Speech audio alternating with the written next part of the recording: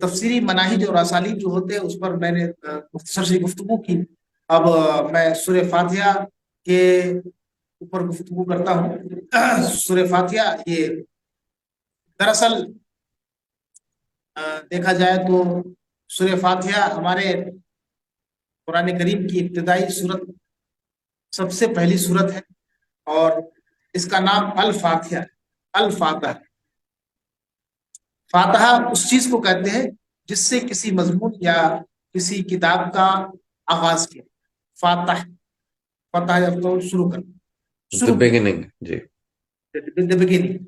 دوسرے الفاظ میں آپ اس کو کہیں کہ یہ دیباچہ ہے، یعنی آغاز کلام جس سے ہو اس کو دیباچہ کہتے ہیں. اور اس اعتبار سے اس کو ہم ام الکتاب، ام القرآن بھی کہتے ہیں. کتاب اللہ جو ہے اس کی جڑ، اصل، اس کی ماں، یا ام القرآن بھی کہتے ہیں. اس صورت کے بہت سارے نام ہیں، یعنی اس کے ٹائٹلز کا ہے، القاب کہیں. کسی بھی صورت کے آپ دیکھیں گے اس کے بہت سارے القاب جو حدیث میں آئے ہیں، روایات میں آئے ہیں. یہ سورہ فاتحہ کے بہت سارے اسماء ہیں، القاب ہیں. اس کو فاتحۃ الکتاب بھی کہتے ہیں، اس کو سورہ کنز بھی کہتے ہیں، اس کو کافیہ بھی کہتے ہیں، اس کو شافیہ بھی کہتے ہیں، شفا بھی کہتے ہیں، اس کو سبع مثانی بھی کہتے ہیں، سورہ اس کو نور بھی کہتے ہیں. یہ سب القاب ہیں. اس کو رقیہ بھی کہتے ہیں، اس کو سورہ حمد بھی کہتے ہیں، اس کو سورہ دعا بھی کہتے ہیں، اس کو سورہ مناجات بھی کہتے ہیں، اس کو سورہ تفویض بھی کہتے ہیں، اس کو بہت سارے نام. سورہ کافیہ اس لیے کہتے ہیں کہ کافیہ کا معنی ہو کافی ہونے والا، کیونکہ اس قرآن کے مضامین کی بنیاد جو ہے، اس میں مبادیات جس کو کہا جائے، وہ اس صورت کے اندر بیان. پوری قرآن میں کیا بیان ہونے والا، پوری قرآن کے اندر کن مضامین کو بیان کیا جائے گا، تو وہ سب جو ہے ایک تمہید کے طور پہ، دیباچے کے طور پہ سورہ فاتحہ میں بیان کافیہ کہتے ہیں. یعنی سب کو، ان مضامین کو اور ان مواد کو یہ صورت گھیرے ہوئی ہے، اس پر محیط ہے، جن مضامین کو تفصیلی طور پر پورے قرآن ایک دعا کے طور پر، یعنی انداز دعا بھی ہے، انداز دعا بھی. پھر دعا آپ آغاز ہی دیکھیں گے تو آپ پر یہ بات بول رہے ہیں کہ بندے کے لیے جو سب سے اہم چیز ہے وہ کیا ہے؟ اپنے رب کی بارگاہ میں حاضری، اس کی بارگاہ میں اس سے تو مانگنا ہی ہے، بندے کو ہر وقت طلب کرنا ہے. جی. لیکن وہ طلب کرنے کا طریقہ، اس کا انداز کیسے، اس کا لہجہ کیسے. تو اللہ نے ابتدا جو کی ہے نا اس صورت کی، الحمد للہ رب العالمین الرحمن الرحیم مالک یوم الدین، ان 3 آیتوں میں اللہ نے دعا سے پہلے انداز دعا سے،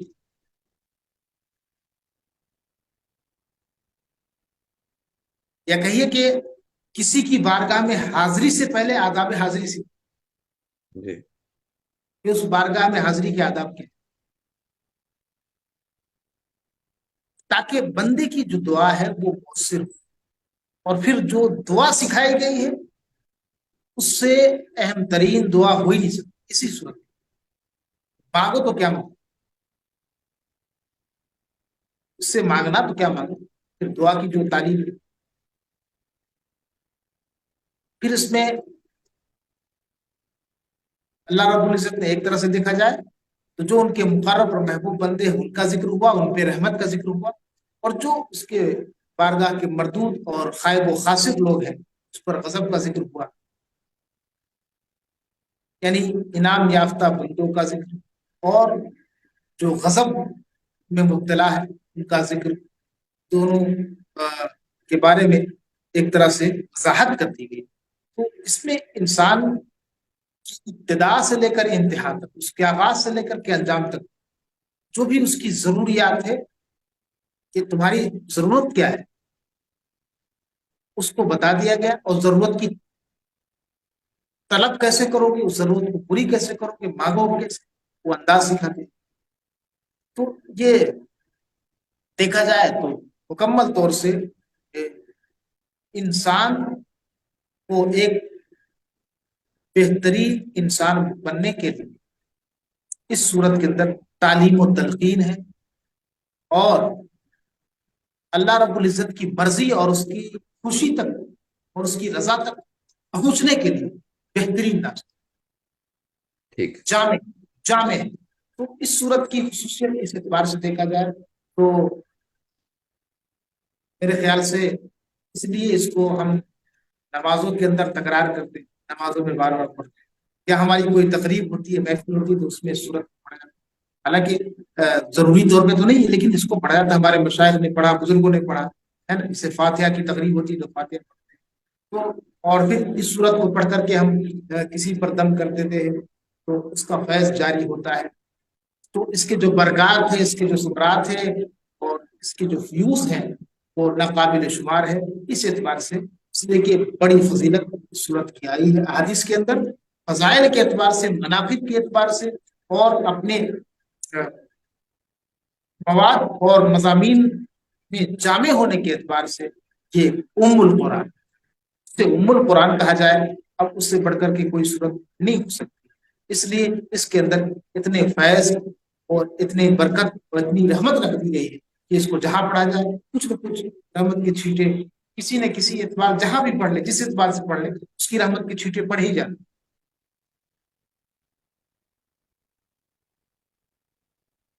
جی، ہمیں اس میں ایک خوبصورتی بہت نظر آتی ہے کہ کسی چیز کے اواخر میں، کسی چیز کے اینڈ میں، کہ آپ اس کو پڑھیں تو اس سے پھر ایک نئی اور اس میں زندگی شروع ہو رہی، تو جو ایک چیز ختم ہو رہی ہے اور اس میں ایک نئی زندگی شروع ہو رہی ہے، آپ اس وقت پڑھیے تو پھر سے ایک دس از اے نیو بگننگ۔ تو یہ انسان کو ایک ایک ایک ایک ہوپ اور ایک آگے بڑھنے کی صلاحیت جو ہے وہ پھر سے اس میں آ جاتی ہے کہ ایک چیز ختم ہو تو ایک نئی چیز اور شروع ہو جائے گی۔ تو یہ اس میں جو قرآن کی جو انفینٹی ہے وہ بھی اس کے اندر امباڈی ہوئی ہے۔ جی جی، درست فرمایا آپ نے۔ یہ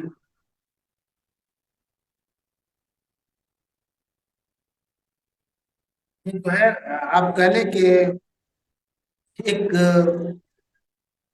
دعا کے آداب تو سکھا دیے تھے، لیکن بندے کو یہ سکھایا جاتا ہے کہ بندے کی طرف سے ایک طلب اور دعا کے طور پر جو بات ہو سکتی ہے وہ اس صورت کے اندر ہے۔ اور یہ بھی نہیں کہا جائے کہ بندہ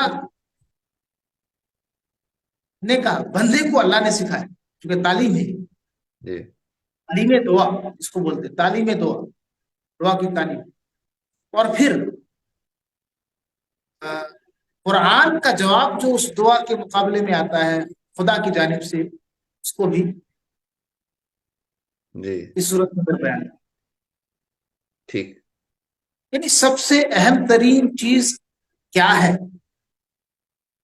دعا میں تو آپ اسی کو مانگیں، لیکن اس اہم ترین چیز کا ادراک اور اس کی سمجھ آپ کو نہیں، وہ بھی جب تک کہ اللہ نہ، ہم تو، ہماری تو ناقص عقل ہے، ناقص فہم، ہم تو یہ پیسے کو عام سمجھ بیٹھے، یہ ڈالر کو عام سمجھ بیٹھتے، ہم کہیں ڈالر دے دو، ہمیں سونے دے دو، ہمیں چاندی دے دو، ہم نے جن چیزوں کو اہم مانا ہے اسی کو ہم مانگیں گے۔ اللہ نے جو ہے